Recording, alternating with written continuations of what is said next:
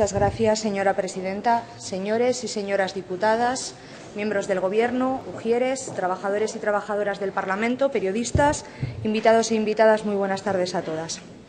Señorías, señor consejero, en octubre, la FAPA, la Federación de Asociaciones de Padres y Madres de Cantabria, hacía un balance negativo del inicio del curso, en el que recordaba algunas de las promesas políticas incumplidas, entre las que destacaban la falta de recursos económicos para garantizar la gratuidad de los libros de texto, promesa derivada no solo de un compromiso con la propia FAPA, sino con Ciudadanos para el apoyo del presupuesto 2017, firmado y comprometido por ambas partes del Gobierno bajo la firma del acuerdo por parte del señor Revilla y de la señora Díaz Tezanos. Además de este incumplimiento, señorías, la FAPA señalaba también que no se había creado la comisión con participación de las familias, que no se ha facilitado ni a las familias ni a las AMPAs datos económicos o que en algunos centros no se han incluido los materiales, en otros solo una parte y en otros ni tan siquiera todos los libros. Según una encuesta propia de la FAPA, solamente en torno al 15% de los centros han aportado todos los libros y los materiales. En el comunicado de la FAPA, señorías, al que nos referimos, se cuestionaba, como decía, el funcionamiento del banco de recursos destinado a libros y material escolar, que por segundo año ha dejado en evidencia uno de sus grandes problemas, la falta de equidad en el acceso al mismo, constatada en el hecho de que no solo hay diferencias dentro de la comunidad autónoma, sino dentro de los propios municipios, ya que dentro de un mismo municipio padres y madres han pagado distinto bajo el único criterio de cuál es el centro escolar en el que estudian sus hijos e hijas. De esta manera, y por poner un ejemplo, padres y madres de Reocín no han pagado nada si sus hijos e hijas estudian en el IES 9 Valles o han pagado 20 euros si estudian en el CIP Valle de Reocín. Y si lo comparamos con otros municipios, estas diferencias se repiten sin ningún criterio redistributivo o de equidad que pueda llegar a justificarlo. Por ejemplo, señorías, en el Ramón Laza de Cabezón los padres y madres han pagado 10 euros más que en el Valle de Reocín, teniendo que pagar 30 euros. En otros hay un sistema incluso distinto, como puede ser el del Vital Alsar, en el que se pagan 10 euros al mes por libros, materiales y excursiones. Y además, en muchos casos, ni siquiera se ha respetado el porcentaje de pago máximo del 20% fijado para los alumnos becados y becadas. De esta forma, señorías, nos encontramos con que en nuestra tierra hay diferencias que van entre el pago de 0 a 80 euros, en algunos casos un poco más, bajo el único criterio del centro público en el que estudian los alumnos y las alumnas. Como usted sabe, señor consejero, esta inequidad de acceso deviene en parte de la propia orden que emite la Consejería el 30 de mayo de 2016, Programa de Recursos Educativos para la Educación Básica, que dejaba en manos de los centros, de la autonomía de los centros, cómo gestionar los recursos dentro del programa y que además incluso permitía a los centros no sumarse al programa renunciando a las ayudas. Desde el mismo momento de publicación de la orden, desde la propia Consejería ya se advertía que iba a ser complicado cuantificar el número de familias beneficiarias y advertía de que tampoco estaba en sus manos establecer una cuantía igualitaria para todos los y las estudiantes, independientemente del centro público en el que cursasen sus estudios. Eso sí, asumieron un compromiso que, por lo visto, y según la FAPA, tampoco han sido capaces de cumplir, que la cantidad que aportarían las familias jamás podría ser superior al 20% de lo que gastaría en total para comprar el lote completo de los libros de texto que necesitan sus hijos e hijas. Y esto no solamente se cumplió en el primer año, en el curso 2016-2017, sino que, por lo visto, ha vuelto a suceder en el inicio del curso 2017-2018.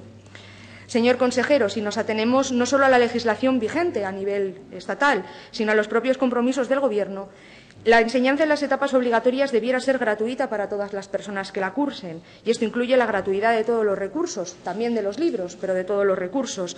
Pero lo cierto es que esto a día de hoy no es un hecho en Cantabria. Sí que es cierto que no solo en esta legislatura, sino que ya se empezaron a tomar medidas desde la Administración educativa. Se han ido dando algunos pasos en dirección a la gratuidad total de la enseñanza en estas etapas. Se comenzó ofreciendo ayudas individuales a las familias para la compra de libros de texto, libros que pasaban automáticamente a ser de propiedad privada. Y cierto es que también en esta legislatura estas ayudas han sido sustituidas por un banco de libros públicos que permiten su reutilización, una práctica que nosotras apoyamos al suponer una austeridad sensata que va contra el insostenible usar y tirar y que, en definitiva, nos permite, o debiera, no solo poder introducir un elemento más de equidad en la educación pública, sino que además nos permite ahorrar dinero público y acabar con el despilfarro. Pero, señor consejero, también ha de entender usted que la injusticia y la desigualdad de oportunidades que se está produciendo y que denuncia, entre otros, la FAPA en relación a que las familias estén pagando diferentes cantidades para que sus hijos e hijas dispongan de los libros y los materiales necesarios, no dependa ya ni siquiera del nivel de renta o del curso en el que estén esos alumnos, sino del propio centro escolar público en el que cursan los estudios. Y para nosotras, señor Mañanes, eso es algo absolutamente inadmisible. El pago que hacen las familias por los libros de texto jamás debiera depender del centro escolar donde se encuentren matriculados sus hijos e hijas, puesto que muchas veces ni siquiera es una decisión propia la del centro al que quedan finalmente adscritos.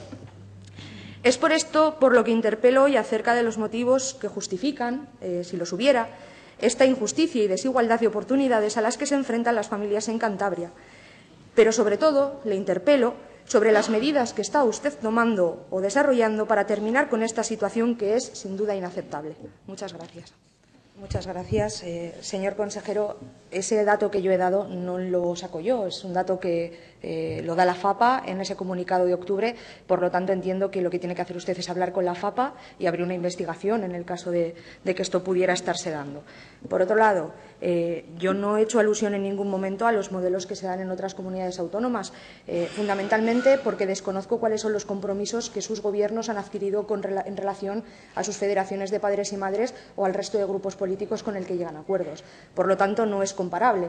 O sea, podríamos comparar si lo que estaríamos hablando es del marco de implantación LOMCE, que sí que establece la gratuidad de los libros y pues ahí podríamos hablar de cómo se ha desarrollado esa gratuidad dentro de cada uno de los escenarios. Pero yo de lo que le he estado hablando a usted es de un compromiso que usted como consejero, no usted personalmente, pero usted como lo que representa, asumió no solamente con la FAPA y con los colectivos de padres y madres, sino que también se asumió con un grupo de esta Cámara y que nosotros pues, asumimos como propio también porque nos parecía una buena idea. Entonces, claro, yo no le planteo a usted tampoco cuántas familias deciden participar o no dentro del banco de recursos.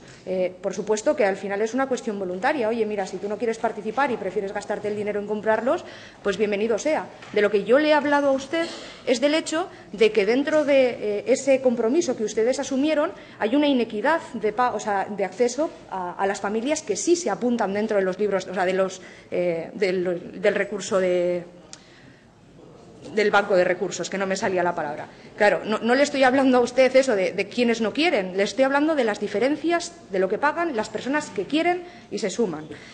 Claro, dice usted que aquí entra también pues la situación previa que tenían los distintos colegios y ha explicado perfectamente de dónde viene el dinero de que disponen para poder hacer frente. Pero esto también lo sabían ustedes en el momento en el que asumieron el compromiso. Entonces, ¿cómo se puede asumir un compromiso que se sabe perfectamente que por las condiciones, si no hay medidas para paliarlas, va a ser inasumible? O sea, esa es la parte que yo no termino de entender. Usted me plantea que va a ser imposible en un corto o medio plazo, va a ser muy difícil cumplir un compromiso político que ustedes mismos han asumido. Esa es la parte que yo no termino de entender y que además, vuelvo a repetirle, supone una inequidad en el acceso por parte de las familias que llevan a sus hijos e hijas a centros públicos en tanto en cuanto se apunten al banco de recursos, ¿no? Eso es básicamente lo que le vuelvo a preguntar porque es a lo que usted no me ha respondido. Yo no le hablo de otras comunidades autónomas. Yo no le hablo, incluso, fíjese lo que le voy a decir, no le hablo de cuál es el porcentaje que de media o de manera individual hasta que se consiga la gratuidad, que esperemos que vaya en estos presupuestos cantidad suficiente como para poder cumplir esa promesa este año, pero ya no le hablo. Si hasta ahora no llegaba, lo lógico es que si no llega, primero se atienda a un criterio de renta, ahí está lo del 20%, ¿vale? Vamos a ver si se ha cumplido o no, pero por otro lado, que en todo caso las personas que acceden al banco de recursos deban pagar lo mismo. Y eso se arregla de una manera sencilla, presupuesto. Allí donde el centro no tenga ayuda municipal, allí donde el centro, las AMPAs no puedan colaborar poniendo dinero, allá en el centro en el que las familias no donen tantos libros o que no hubieran tenido recursos previos porque no existía, porque no formaban parte de un proceso piloto, quizás lo que deba hacer la consejería es acompañar presupuestariamente para que puedan poner el mismo precio que los colegios que sí pudieran. O sea, vamos a intentar igualar y no que esa inequidad dentro del sistema no se dé. O sea, entiendo perfectamente el panorama que usted me plantea, pero es cierto que ustedes, Gobierno, asumieron un compromiso. Son ustedes los que tienen la obligación de asumir ese compromiso.